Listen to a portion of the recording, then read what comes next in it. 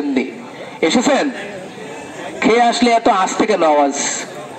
আমাদেরকে এই সুস্থ শরীরে সুন্দরভাবে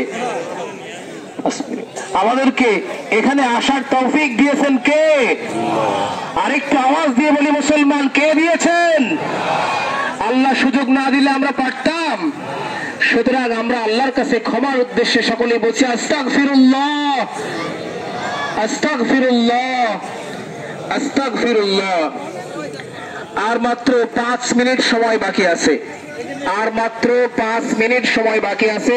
খুব দ্রুত ডান দিক বাম দিক খেয়াল করে আমরা কাতারবদ্ধ হয়ে বসে যাই। যে কথা বলছিলাম যে আল্লাহ তাআলা বলছেন যে আমার কাছে ক্ষমা চাইবে, ও আমানা, এবং তার ঈমানকে পূর্ণ করবে, ও আমিলা সালিহান, ভালো কাজ করবে, সুম্মা ইহতাদা, আর এই ভালো কাজের উপর সে টিকে থাকার চেষ্টা করবে, আমি আল্লাহ রাব্বুল আলামিন তাকে মাফ করে দেব। বলেন সুবহানাল্লাহ।